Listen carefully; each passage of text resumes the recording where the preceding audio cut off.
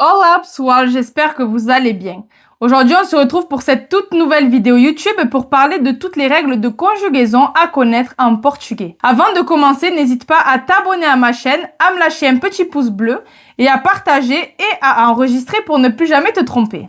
Commençons par les règles de conjugaison à connaître au présent. Les verbes en AR, comme le verbe falar, ça va être très simple. Tu vas prendre le radical du verbe et tu vas mettre o, h, a, amos, ais, ão. Du coup, ça donne eu falo, tu falas, ele, ela, você fala, nós falamos, vós falais, eles, elas, vocês falam.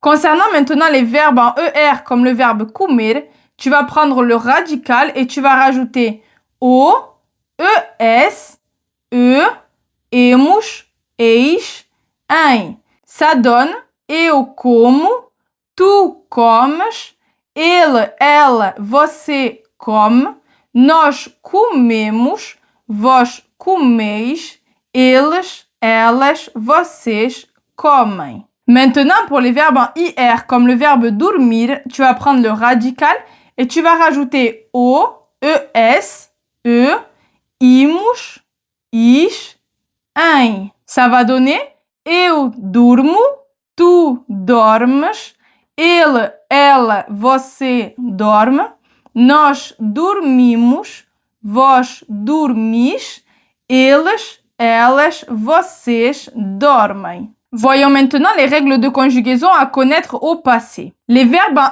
AR, tu vas prendre le radical et tu vas mettre ei, aste, ou, amos, astes, aram. Du coup, ça donne eu falei, tu falaste, ele, ela, você falou, nós falamos, vós falastes, eles, elas, vocês falaram. Pour les verbes en ER comme le verbe comer, tu vas prendre le radical et tu vas mettre i, este, eu, emos, estes, eram. Et du coup, ça donne eu comi, tu comeste, ele, ela, você comeu, nós comemos, vós comestes, eles, elas, vocês comeram. Dernier groupe, les verbes en IR, comme le verbe dormir, tu vas prendre le radical du verbe et tu vas rajouter i, iste, iu, imos, istes, irão. Et ça donne eu dormi, tu dormiste, ela, ele, você dormiu, nós dormimos, vós dormistes, eles, elas, vocês dormiram. Dernier temps à connaître, le futur. Là, ça va être très simple. Tu vas prendre l'infinitif du verbe. Donc, en soi, tu prends le verbe et tu ne le changes absolument pas. Et tu vas juste rajouter les terminaisons juste derrière. Donc, toutes les terminaisons seront identiques pour les trois groupes. Pour les terminaisons, c'est ei, h, a, emos, eis, ão. Pour le verbe falar, ça donne eu falarei, tu falarás, ele, ela, você falará, nós falaremos, vós falareis, eles, elas, vocês falarão. Et du coup, tu fais ça pour chaque verbe. Comme tu t'en doutes, il y a des exceptions comme pratiquement partout. Donc ici, les verbes que je vais te donner, ils ne suivent pas vraiment la règle, tu vas vite comprendre. En verbe irrégulier, on a ser, ir, ver, fazer, ter, estar et plein d'autres. Je vais te donner quelques exemples avec le présent car c'est le temps qui est le plus souvent utilisé. Donc par exemple, pour le verbe ser, au présent, ça donne eu sou, tu és, ele, ela, você é, nós somos, vós sois, eles, elas, vocês são. Pour le verbe ir, ça va donner eu vou, tu vais, ele, ela, você vai, nós vamos, vós ides, eles, elas, vocês vão. Et enfin, le troisième verbe que je vais te donner un exemple, c'est le verbe fazer. Donc ça donne eu faço, tu fazes, ele, ela, você faz, nós fazemos, vós fazeis, eles, elas, vocês fazem. Je te laisse aller découvrir les conjugaisons des autres verbes pour pas que ce soit trop lourd à apprendre. Voici 4 phrases exemples. Pour chaque phrase, tu auras la traduction à l'écran. Première phrase. Amanhã eu falarei com o professor. Deuxième phrase. Ontem eu comi bacalhau à Brás. Troisième phrase. Eu vejo televisão à noite. Quatrième phrase. Amanhã eu vou trabalhar. Voici maintenant quelques verbes utiles du quotidien à connaître. Acordar, trabalhar, beber, sair, olhar, ouvir, passear, conduzir, cozinhar, estudar, ler, escrever, comprar, pagar, andar, courir. D'ailleurs, petit exercice que je te propose, conjugue-moi le verbe acordar au présent en commentaire. Voici 2 petites phrases exemples. Eu acordo cedo todos os dias.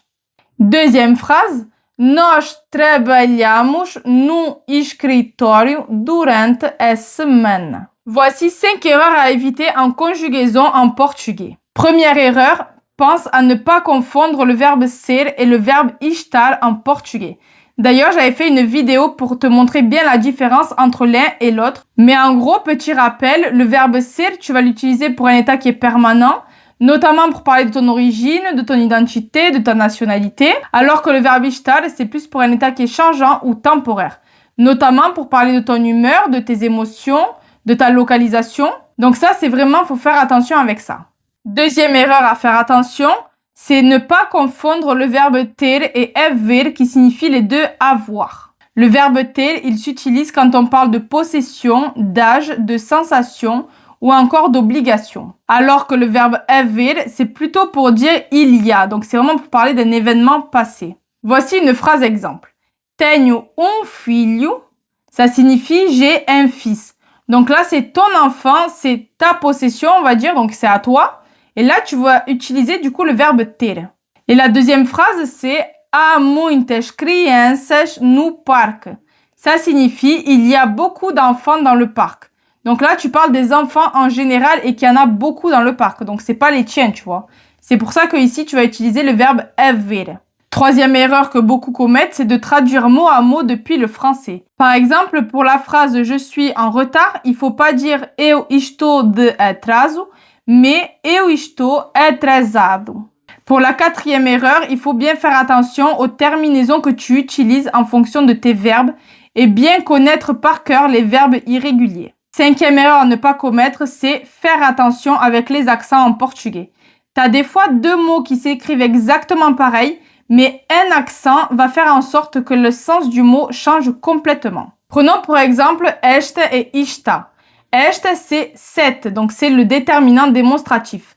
Alors que ista, c'est le verbe être conjugué à la 3e personne du singulier. Donc vraiment, fais-y bien attention à ce petit détail. Sache que si tu maîtrises toutes ces règles de conjugaison, tu pourras conjuguer la majorité des verbes en portugais. Ce que je te conseille de faire, c'est enregistrer cette vidéo ou alors prendre en note toutes les règles de conjugaison à connaître, bien connaître par cœur les verbes irréguliers en portugais. Pour la prochaine vidéo, on abordera le thème des prépositions en portugais. J'espère que cette vidéo t'aura plu et qu'elle t'aura aidé enfin à ne plus te tromper. Si tu aimes ce genre de contenu et si tu as besoin d'autres conseils, n'hésite pas également à me le mettre en commentaire. Pense à liker cette vidéo et à partager à quelqu'un qui en aurait vraiment besoin.